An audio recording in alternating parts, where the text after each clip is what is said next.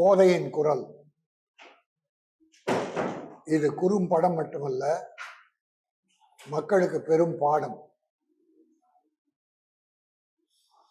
பொதுமக்கள் செய்யாத ஒன்றை ஒரு சிறு குழந்தையான பள்ளி மாணவியை வைத்து இந்த நாட்டு மக்களுக்கு மிகப்பெரிய போதனையை, அறிவுரையை இயக்குனர் கோபிநாத் செய்திருக்கிறார். மெய் சிலிர்த்து போனேன். ஒரு ஆக்சிடென்ட் நடந்தது, அதோட ஏதோ ஒரு நஷ்ட ஈடு வாங்கி ஹாஸ்பிட்டலில் போய் ட்ரீட்மெண்ட் பண்ணிட்டு போறதுதான் வழக்கம்.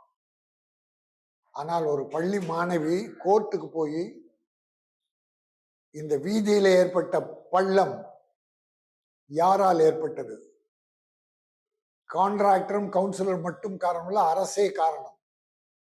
அரசு சரியாக இருந்திருந்தால், நேர்மையாக இருந்திருந்தால் இந்த விபத்து நடந்திருக்காது, பள்ளம் அங்கே விழுந்திருக்காது.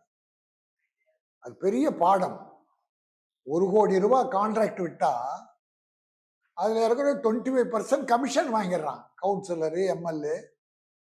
அப்போ அவன் எப்படி ரோட சரியா போடுவான் என்பதைத்தான் அற்புதமாக சொல்லி, கேட்கின்ற அந்த குரல் குழந்தையினுடையது, மாணவியது நினைக்க வேண்டாம். அது மக்களின் குரல், ஒவ்வொருவரும் கேட்க வேண்டும். இது கோதையின் குரல் அல்ல, மக்களின் குரல்.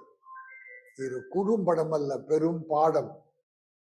எல்லோரும் ஏன், எப்படி, எதற்கு என்று கேட்க வேண்டும். அந்த காலம் வந்தால் இந்தியா மிகப்பெரிய ஜனநாயக நாடாக விளங்கும் என்கிற ஒரு அற்புதமான விஷயத்தை தம்பி இயக்குனர் கோபிநாத் மிகச் சிறப்பாக செய்திருக்கிறார். அது ஒரு பானை சோற்றுக்கு ஒரு சோறு பதம் என்பது வழக்கம்.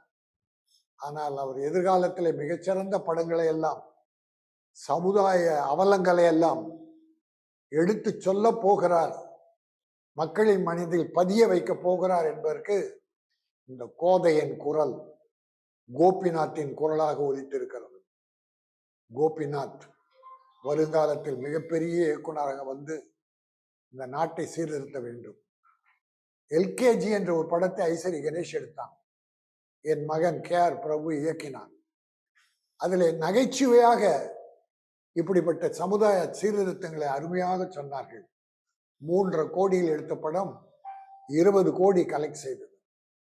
அதை போல தம்பி கோபிநாத் படங்கள் எடுக்க வேண்டும், சிக்கனமாக எடுக்க வேண்டும், சிறப்பான வெற்றியை பெற வேண்டும். மக்கள் அவர் பக்கம் இருப்பார்கள். நன்றி, வணக்கம்.